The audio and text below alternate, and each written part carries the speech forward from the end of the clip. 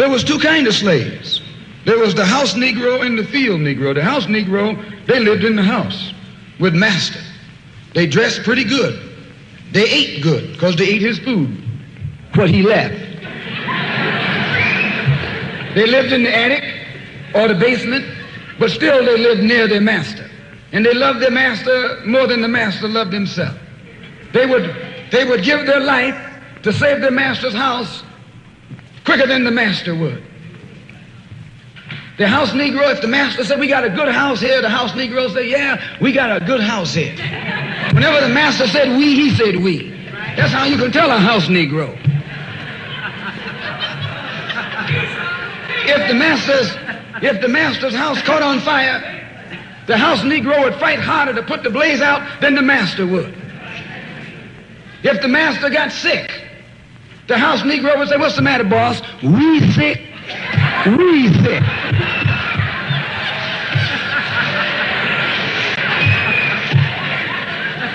He identified himself with his master more than his master identified with himself. And if you came to the house Negro and said, let's run away, let's escape, let's separate, that house Negro would look at you and say, man, you crazy. What you mean separate? Where is there a better house than this? Where can I wear better clothes than this? Where can I eat better food than this? That was that house Negro. In those days, he was called a house nigger. And that's what we call him today because we still got some house niggers running around here.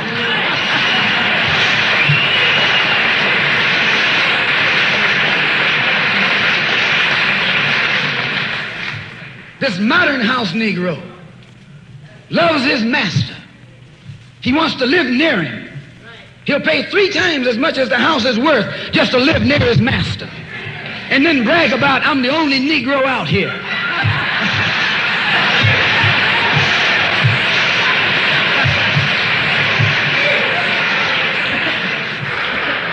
I'm the only one on my job. I'm the only one in this school. You're nothing but a house Negro. And if someone come to you right now and say, let's separate, you say the same thing that the house Negro said on the plantation. What you mean separate? From America? This good white man? Where you gonna get a better job than you get here? I mean, this is what you say. I ain't left nothing in Africa. That's what you say while you left your mind in Africa.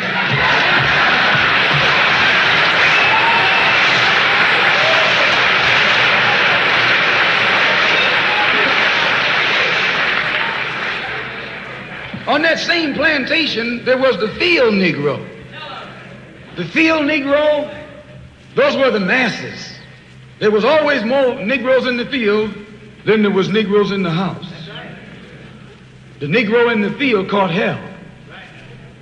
He ate leftovers. In the house, they ate high up on the hog. The Negro in the field didn't get nothing but what was left of the insides of the hog. They call them chitlins nowadays.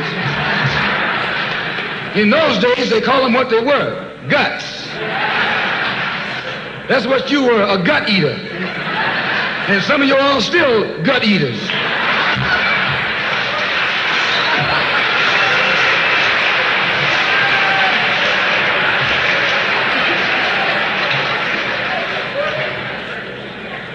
The field Negro was beaten from morning till night. He lived in a shack, in a hut. He wore cast-off clothes. And he hated his master. I say he hated his master.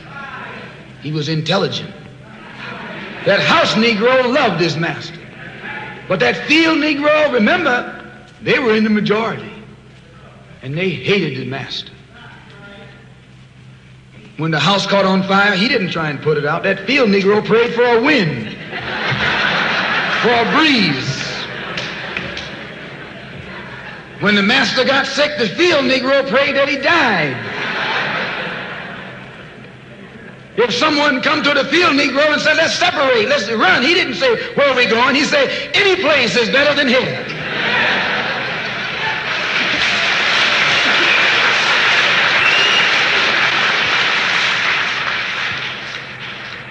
You got field Negroes in America today. I'm a field Negro.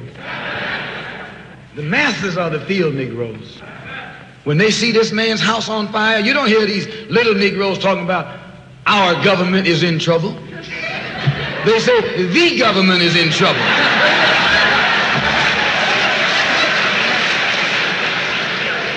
Imagine a Negro, our government. I even heard one say our astronauts. They won't even let him near a plant. And our astronauts, our Navy, that's a Negro that's out of his mind.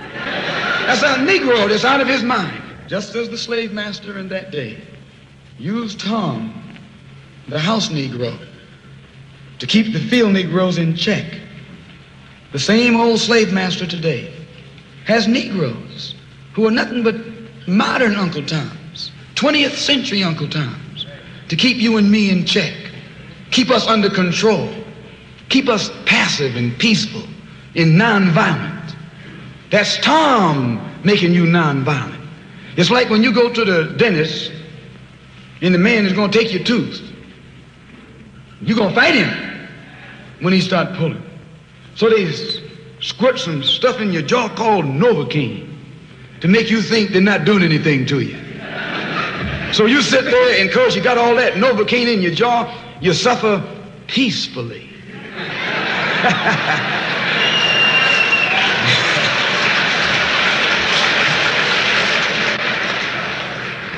There's nothing in our book, the Quran, as you call it, Quran, teaches us to suffer peacefully. Our religion teaches us to be intelligent, be peaceful, be courteous, obey the law, respect everyone. But if someone puts his hand on you, send him to the cemetery.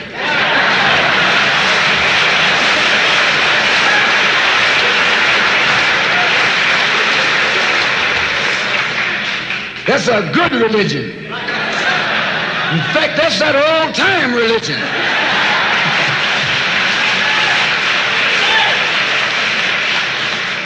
That's the one that Ma and Pa used to talk about.